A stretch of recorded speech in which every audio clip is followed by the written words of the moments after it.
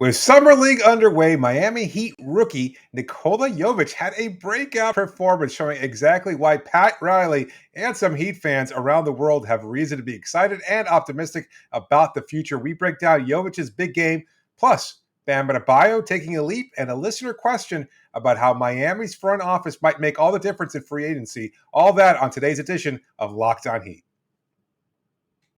You are Locked On Heat, your daily Miami Heat podcast. Part of the Locked On Podcast Network, your team every day.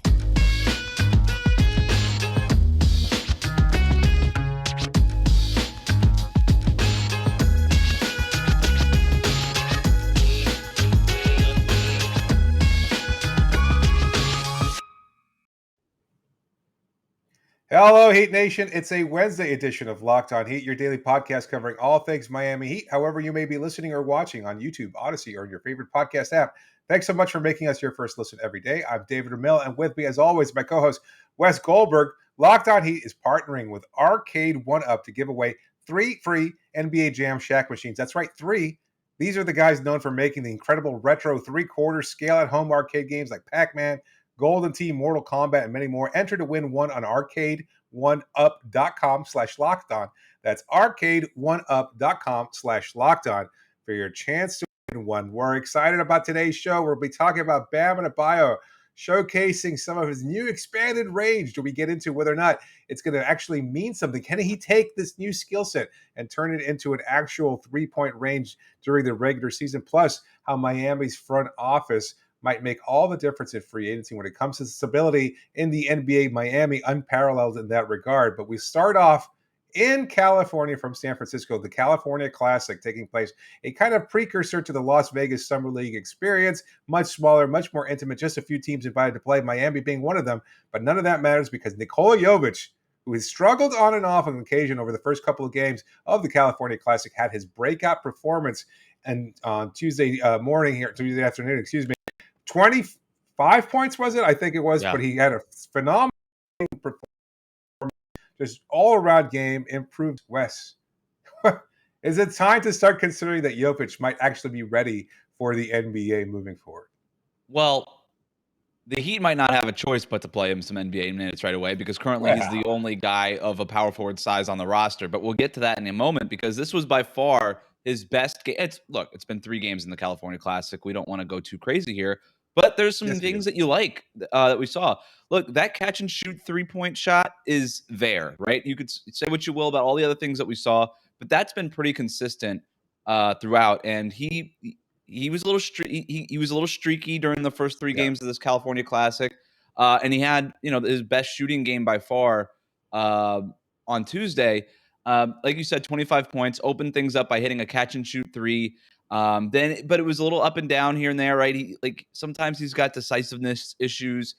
He traveled while trying to attack a closeout that just didn't exist. It kind of felt like he was trying to show off the fact that he can handle the ball, where he should have probably just taken the catch and shoot jumper. So he does need to be a little bit more decisive. But then once we saw him get into this little Dirk fadeaway from the mid-range, got a nice shooter's bounce on that. He's got really good touch. That's one thing that has been evident right away. And like I said, gained confidence as the game went on. And that's why you saw him post 25 and 9, by far the best player on the court. Got some interesting performances from some other guys on the Heat Summer League team. But for Jovic, yeah, this is the kind of thing you like to see, is just that kind of steady improvement. And the fact that, okay, you're a first-round pick, you're not going to be putting 25 points up regularly in the NBA, but it's nice to see that you could do that against this kind of competition. Absolutely. And look, there is an adjustment period. Summer League is a much more watered-down version of actual NBA basketball, and it's worse than the G League. It's worse than the G League by far. It's even worse than the first week of the regular season preseason basketball, where everybody's just kind of trying to figure themselves out and you don't know who fits in where in the rotation, and none of it makes any sense. That's probably, I think, what it comes closest to. It's just it's just thrown together. You're not sure exactly. Well, think about this perspective. He was drafted recently, has a limited amount of time to practice. He's thrown in there, and next thing you know, at 19 years of age, he's asked to be playing at a high level against NBA players or pseudo NBA players, guys that are competing for a spot.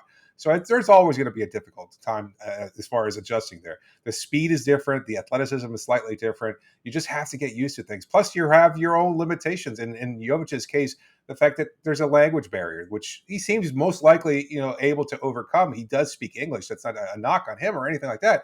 But at the same time, look, it's a comfort level. Like he's talked about it. Yeah. It's going to be a difficult thing for him, and that it's something that every European player goes through to some extent. Some more than others, but he seems to be adjusting as well as you can expect. Having said that, I like that your point about him being able to make these adjustments. He's showing the flashes offensively that made him the pick, that made him, that made Pat Riley talk about, somewhat jokingly perhaps, maybe hanging his jersey from the rafters someday. Like, he's showing that potential as a 6'11" stretch four. There's a lot to like there about his game, and especially at 19, I think it shows incredible amounts of potential and something to build on, the foundation for him to continue to grow as a player, and perhaps even someday become a starting level player with Miami. Maybe someday soon. I mean, I know you kind of hinted at it before, right? And it's somewhat joking. I'm sure there are other options. You kind of hope there are other options, but a lot of them are fast getting off the board here. Like Isaiah Roby just signed by the San Antonio Spurs or picked up off waivers. TJ Warren signing with the Brooklyn Nets, a head-scratching move if ever I've seen it, although it kind of seems like a precursor to something else. There aren't many options left, like perhaps trading for Jay Crowder if Phoenix winds up acquiring Kevin Durant. Seems like a possibility. Having said all that, Jovic is still not ready to play as a starter, right? I mean, I think that's pretty fair. Well, I don't think he's ready, but like you said, maybe the Heat don't have another option. I actually thought it was pretty funny that at the end of the game, he was interviewed by like the TV guys, and he said he was asked about playing that power forward position, which is what he's been playing in summer league for the most part, and a little bit of five here and there. And he basically said, "This is the first time in my career that I've played this kind of position, and I don't think I'm very good at it right now." Well, and so I appreciate the honesty, and but like that's gonna be where the minutes come. This is. Look, I asked Jovic about this during the introductory press conference for him about the fact that I asked him, what do you consider yourself, if not a forward, like what position? And he called himself positionless. And okay, cool. That's great. Everybody loves the buzzwords like that. But where are the minutes actually going to come and what alignments? They're going to come at power forward early on in his career, especially. And there were some moments too, like you said, it's so hard to really glean much from these summer league games, right? Like you would rather the guy score 25 as opposed to 0. But it's hard to say, okay, you scored 20, you put up 25 and 9, he's ready to go in the NBA. There are a couple things that I liked. The fact that he has shown some things off the bounce, the fact that he does show so much touch on that jumper, right? Like that to me says, all right, he's going to be able to make open shots at the NBA level. I do believe that right away. And then defensively, there was a few possessions where he got switched onto Moses Moody, who has a ring now. Didn't play in the finals, but played like a real rotation role for the Warriors last season. He was a lottery pick last year. Got switched onto Moody a handful of times and just kept stonewalling him, forced the ball out of Moody's hands. And I was just really impressed. Now, look, the footwork needs some work. It's still a little stiff. He got caught traveling, like I mentioned before. Defensively, he doesn't slide great. It's still a little clunky, but he's trying. And when you look at the scouting reports on Jovic coming out of the draft or going into the draft, it was kind of questioning whether or not he cared defensively, questioning the effort and the competitiveness. And I asked Malik Allen about that after the game, and he said, look, I asked him point blank, is he ready to play NBA level defense? Kind of knowing what the answer was going to be, obviously. But Malik Allen said, we're not going to kid anybody. We're not going to say Jovic is ready to go out and play defense in the playoffs right now. But you like the way that he's recognizing things and he competes. And when you're talking about things that you could take away from a summer league performance, it's that kind of stuff where, okay, here was a big question mark on Jovic going into the draft. One of the reasons that he slid to the end of the first round, people questioning the defensive effort. Well, he's showing that that's not an issue. That defensive effort is not an issue. So now the question becomes, at 19 years old, how fast can he get up to the place where he can play NBA level defense? And that is just a natural growth thing. But at least you know, if you're the Miami Heat right now, that he's putting in the effort to get there.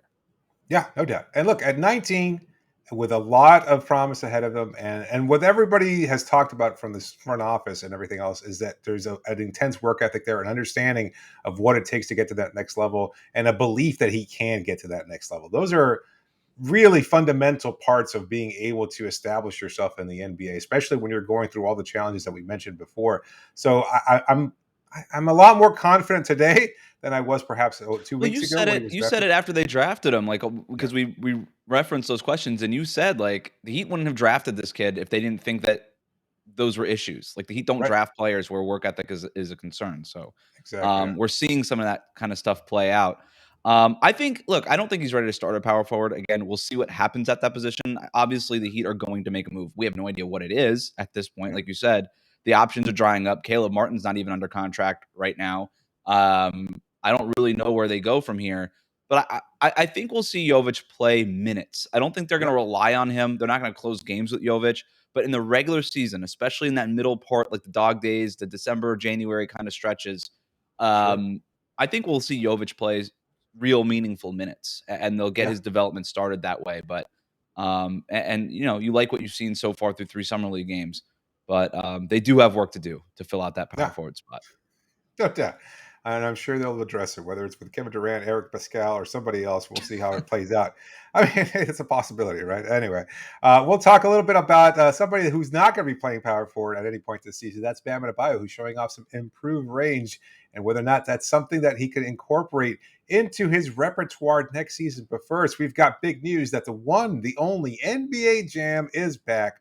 Arcade 1UP, the leader in at-home retro arcade games, is not only bringing the best game ever back, but they've made it bigger than ever with a, wait for it, Shaq Edition machine. People are obsessed with NBA Jam, and I'm thrilled to tell our listeners they can once again play hoops with NBA legends in this arcade classic. You can jump clear across the court, set the ball on fire in one of the first sports games ever to feature real and digitized NBA licensed teams. No fouls, no free throws, no quarters required. Compete with your friends and family through an all-new Wi-Fi leaderboard, making you more connected than ever. You can pre-order now from arcade1up.com. That's arcade, the number 1, up.com for an estimated early September ship date, just in time for the holidays. Arcade 1UP is the place for fun. They've even got more classics like Mortal Kombat, Golden Tee, and many others starting at just $3.99. So check this out. On top of all that, they're also giving away a NBA Jam Shaq Edition to a Locked On listener. Enter for a chance to win a game console for your home at arcade, the number 1, up.com/lockdown. You've got till July 8th, so just a few days away to enter to win NBA Jam's Shaq Edition console. Don't miss out and enter today.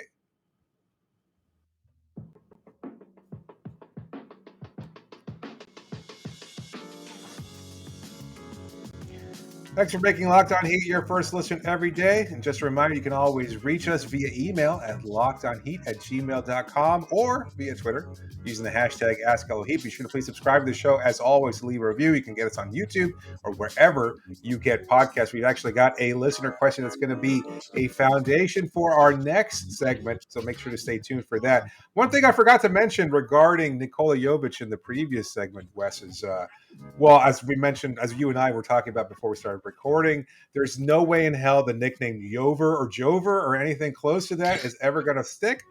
I did a little digging. I found out that the name Nikola means for the people. So that's actual. It comes from the Greek word Nikolao, or I'm probably mispronouncing the hell out of that, but either way, it comes from that of the people, which makes him quite literally the people's champ. So we find some kind of variation of that. I'm not sure how it's going to happen, but we have to. We have to find a way collectively as a society to put an end to Jover. Look, it's fine. Jover is just the placeholder for now. It gives it. I'm all about just motivating people. And look, I've already motivated you to get creative, finding different nicknames. If people hate Jover that much, come up with something better. Here. Right now, the People's Champ, that's not better. That's not a nickname. That's longer than his regular name. So you got to shorten stuff, and we got to figure out what the nickname is going to be here. The People's Champ was good enough for Muhammad Ali, and it's good enough for Will Barton, but it's not good enough for Nikola Jovic. I see how it is. All right, that's Will an Barton is interesting way nicknamed of the People's Champ. Apparently, yeah. Will the Thrill too. I guess there's also that. Will the Thrill's better. Look it up. See, Will the Thrill's well, very nothing similar rhymes to with Jovic. Nikola. Nothing rhymes with Nikola. Piccola? I don't know. I mean, that's not good. Oh, Piccola. It's actually an instrument, right? I don't know. Anyway. It isn't. It's like a flute. Right? It sure is. Wow, we've really deviated. We've gone off the rails here, but speaking of... We call him the tiny flute. No, that's almost as bad, but not worse than Jover. Slightly insulting. Okay, We're going through our annual tradition here, right? Because new footage, not as grainy as the last few times that we've seen it, but new footage has emerged straight out of London town that Bam Adebayo there for some kind of event of some kind was putting up 3-pointers, knocking them down with regularity. Right. And he Twitter all flustered about it, as well they should be, because here there's their big man finally doing everything that we talked about. And I don't even know where to take it from here. We're entering these dog days now where we're kind of mining for gold in terms of content, and we're looking at this Bam Adebayo taking these 3-point shots, and you and I are like trying to be optimistic. Heat fans are trying to be optimistic, but can we make something? This is kind of like you mentioned recently, like it's our former segment, big deal or no deal, big deal or little deal, yeah, because this is like what do we make of this? Is it something that he's realistically going to incorporate into his offensive repertoire? Well, and you talked about recently, sorry to interrupt, but you talked about Bam, like having to improve on his mid-range game before he can start becoming a 3-point shooter. But here he is taking 3-pointers yet again, and here it is in July. Not that it means anything, but can we look at this and say this is going to be something he does during the regular season? No, I mean, you can't look at one video of him making a handful of 3-pointers and say, yeah, do that in an NBA game right away. I mean, JaVale McGee takes 3-pointers in practice during the season, by the way. I've seen him do it. The Warriors never let him shoot threes in a game. Shaquille O'Neal used to take threes in practice. He's not allowed to do that during a game. In fact, his favorite thing during All-Star weekend was that 1 3 that he used to be able to take. And so, no, this doesn't necessarily mean anything. Now, by the way, I do think Bam has more outside touch than JaVale McGee or Shaquille O'Neal. But look, that said, let's just look at this in a way that it is a big deal. Let's just play this game. Let's just go down this road for fun. All right. Number one, Bam Adebayo during the season does not practice threes in front of the media, at least. He does practice that mid-range game, that kind of free throw extended area. That's most of what his after practice individual work consists of, with Malik Allen and Udonis Haslem sometimes. He's doing that kind of mid-range type of work. And every time that I think, oh, maybe he's taking a three, no, he's still like 2 steps within the 3-point line. So he doesn't really veer far from that mid-range area, even during practice when these shots don't matter. But he does believe that these shots do matter because practice is important to him, I guess. So knowing that practice is important to him, then why would he be taking threes? I know it's an empty gym and whatever, but I think it's fair to say he wouldn't be doing this if he wasn't trying to get better at that 3-point shot. And why would you try to get better at that 3-point shot if not to someday incorporate the 3-point shot into your game? The other part of that, too, is he's not taking these from the corner, David. He's not coming off of a screen set by a trainer and flying off a pick like Duncan Robinson taking a jumper like that.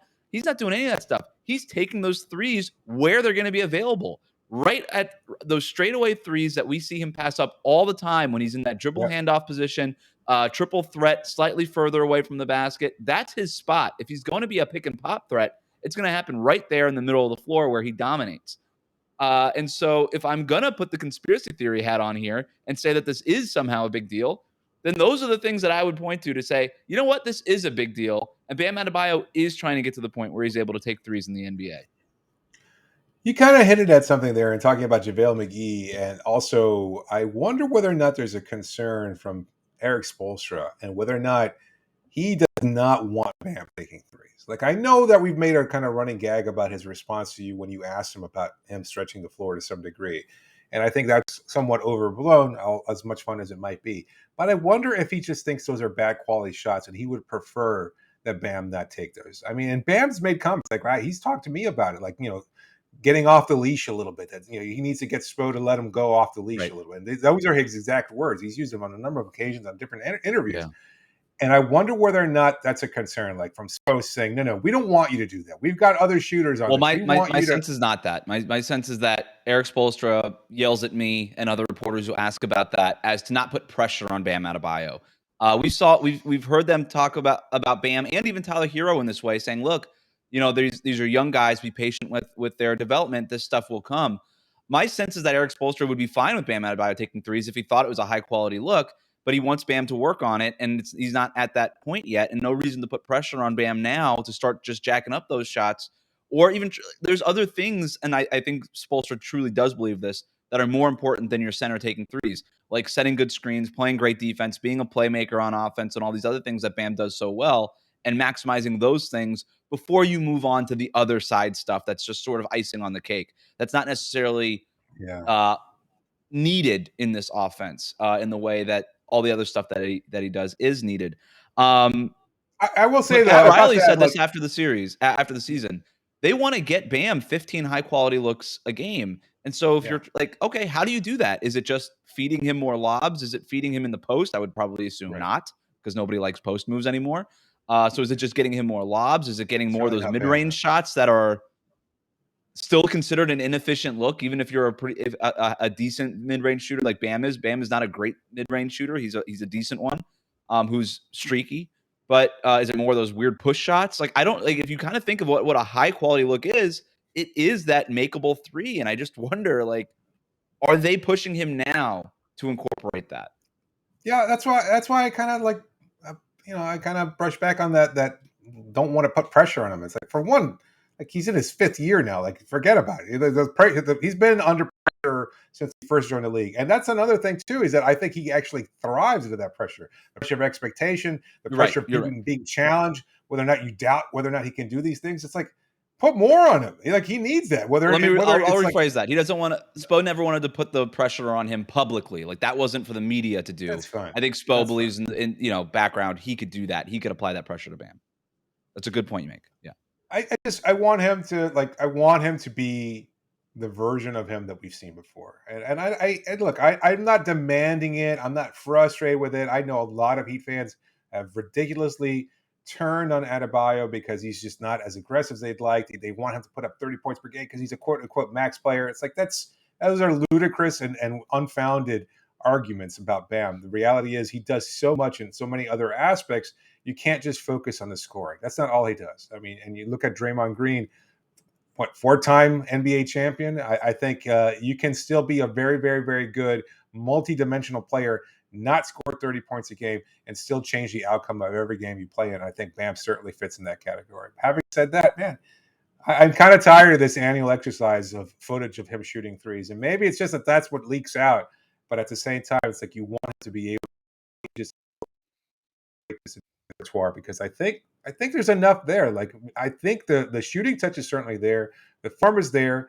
What stops him more than anything else, I think, is himself, like the belief whether or not he can make it. And having said that, like, he just needs to have increased confidence moving forward, and that's internally. Like, I mean, I remember talking to Chris Bosh about this years ago when he was cut by Team USA and Greg Popovich before he was invited back to join them for the Olympic team. Like, this was a long time ago, after season 3 or right before season 3, when he made the All-Star game.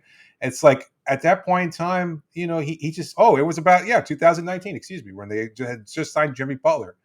And Chris was working out with him, and everybody was excited about that pairing and everything else. He kept saying, you know what? Bam just needs to be confident. And here we are 3 seasons later, still saying Bam needs to be confident. And I think that's certainly applicable. And if anything, that's the frustration that I think a lot of Heat fans. I'll pass up unless you have anything else to add. No, it just sounds so. Okay, so where are we on this random video of Bam making a handful of 3-pointers in an empty gym against nobody? So now we're officially on team. That's where I'm at too. It's fun to talk about. It is. I wouldn't take too much out of it. I think it's still going to be a weapon. I think he can still do it. And having said that, he actually has to go and do it. This is on him, and in order to be able to incorporate it. I don't think it's on Spo. I don't think it's on anybody else. He needs to be willing and ready to take that shot. But we'll talk about the Miami front office, because a listener has a question about the stability of that front office and what kind of a role it plays. So we'll answer that moving forward. But before we do that, just a reminder that BetOnline.net is your #1 source for all your betting needs and sports info. You can find all the latest sports developments, league reviews, news, podcasts, and so much more about the NHL, Major League Baseball, football, basketball, MMA, boxing, golf, whatever sport you might choose. You can find all the latest, greatest odds about any sport that you'd be looking into, including where Kevin Durant might wind up. It looks like the Toronto Raptors have leapfrogged past the Miami Heat in terms of landing the Brooklyn Nets superstar. We'll see how it all plays out shortly. But for now, it looks like Miami is a distant third in the chase for KD. So make sure to go to the website today or use your mobile device to learn more about the trends and action around your favorite sports. Bet online, where the game starts.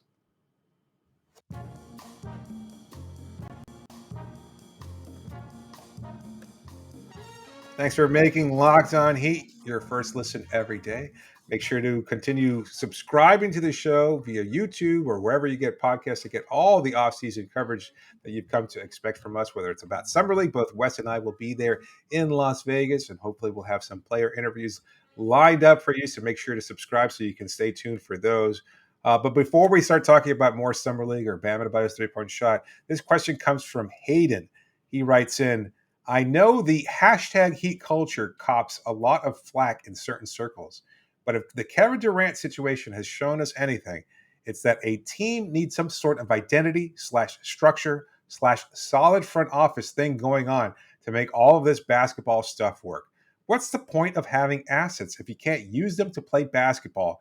Not saying the Heat are perfect, but would you agree with this? So thank you, Hayden, first of all, for sending in that question. And just a reminder that if you're listening to the show, you can always leave a comment on YouTube or send a comment to us via Twitter or Gmail. So there's lots of ways of reaching out. But Wes, let's get to Hayden's question here. Yeah. Would you agree with his assessment that structure, identity, and a solid front office is essential in making things work at the NBA level? Those are big parts of it in terms of creating a super team that works, right? There's been a lot of super teams recently that haven't exactly worked. And you could point to Miami's big three as being one that did. I think you can look at Golden State's Kevin Durant era teams as super teams that obviously worked very well. And the things that those two teams, I've actually been thinking quite a bit about this in the wake of all this stuff happening with Brooklyn, because I do think it's really interesting. I think it is important to think about if you're a team trying to construct the next super team, how do we do it right and not in a way that makes us the next Brooklyn Nets, an absolute disaster. And yeah, I think part of it is a solid culture and front office and things like that. But I do think more important is the star before the stars, the ones that are able to translate the front office, the middle management, the upper management, all that stuff to a player level, right? And so you look at the way that LeBron James and Chris Bosh joined Miami. They did it with Dwayne Wade. Dwayne Wade obviously resigning, but Dwayne Wade was the guy. He was the one where LeBron and CB came in. Dwayne Wade was able to tell them, this is how it's done here. Trust me, I've already won a championship here before you guys got here. This is how we do it. And I'm living proof, and I've bought in. As one of the other stars, as your peer, I have bought in. So you have no excuse not to buy in. Or you look at what happened in Brooklyn with Kevin Durant and Kyrie Irving going into the Brooklyn Nets, partly because they were impressed with the culture, but then that was under Sean Marks and Kenny Atkinson, and then just walked in and said, and upended the entire culture and said, you know what, we're going to do things our way because we're the superstars. And there was no superstar predating those superstars to kind of tell them, hey, you know what, no, this culture is legit and we can still thrive in it, even though we are the best of the best. You look at the way Kevin Durant joined Golden State, it was the same thing. Steph Curry, Draymond Green, Klay Thompson had won a championship prior to KD getting there. They as KD's peers were able to tell him, hey, listen, this works. If you buy in, we're going to win a bunch of rings. And that's exactly what happened. It happened in Miami too. And so I think when you're looking to construct the next super team and avoid the pitfall that happened with the Brooklyn Nets, you need to have that star before those stars, because it's really, really difficult to just sort of grab all these guys on the open market, put them all together, and just hope the chemistry just miraculously works. We've seen that that's really, really difficult. We haven't seen it work, actually. We flat out have not seen it work yet. Yeah.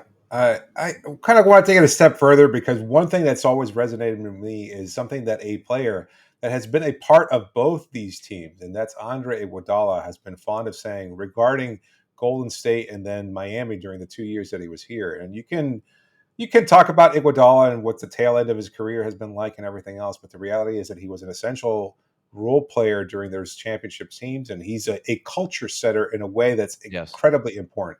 But he's talked about both locker rooms sharing one thing in common, and that's an honest and genuine support for one another and embracing and enjoying and leading to each other's success. Like, not just wanting you to be successful or just say, oh, good game, etc., but actually doing the work, making sure everybody does the work so that they can succeed at that level. And I think that's so essential for what these two teams have been able to accomplish recently. And I think that's a big extension, to your point, of the front office. Like, to have that superstar in place that understands the culture of the front office, that it's a family setting, or that it's important to win at all costs and to not embrace losing and tanking and things of that sort.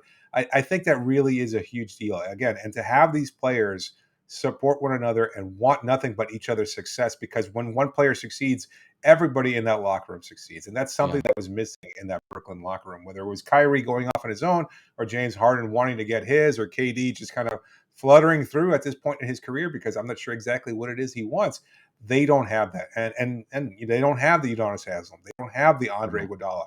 They don't have that superstar who was there as an extension of that front office to make sure that everybody's in line with everything that's going on. So there's a couple of different aspects. Exactly what happened there, right? Like, no matter how great your front office might be or what culture may exist prior to the superstars getting there, once they start winning, it's all hunky dory. We're all having fun. The hashtag culture is great no matter where you are. But once you start losing and you face some adversity, you could very quickly, if you don't have that peer in the locker room who is the extension of that front office culture, who is the extension of, hey, like top down, this is our message, then you could get that us versus them thing very fast. And that's what we just saw happen in Brooklyn, right?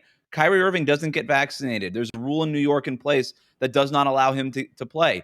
Boom, adversity. James Harden immediately over it, asks out. Kevin Durant immediately over it. Not happy all season long. We're hearing reports all the time that this was one of the most unhappy that Kevin Durant has been in his entire career was this last year in Brooklyn. And now he's demanding a trade. So yeah, that stuff is so fragile, and we should not take it for granted. In Miami, you still have Udonis Haslem in place. We think they're sending people over to his home to convince him to come back, I guess. But you do have guys like that in that locker room right now. Jimmy Butler wasn't homegrown Miami, but very much is sort of the standard of that Heat culture. Bam Adebayo, very much that right now. Tyler Herro doesn't get enough credit for that too. He's part of that as well. Homegrown's sixth man of the year, has worked his way into the position that he's in now, likely getting a huge extension. So you have those guys in place already. You do. And so that's why I think this Heat team could absorb a superstar like Kevin Durant or Donovan Mitchell or Damian, like you name it. And I think it would work. It would certainly work better than what just happened with the Nets. Absolutely. Absolutely. I think that structure, that stability, the accountability, all of that matters to a huge degree. And that's why Miami has been one of the most successful franchises in the past 27 seasons. Yeah, the past 27 seasons. Pat Riley joined in 1995 to help establish that culture, the winning ways. They've translated. Yes, there have been tough times. There have been losing ways. There's losing seasons, but never embraced losing, never bought into tanking, never threw seasons like that.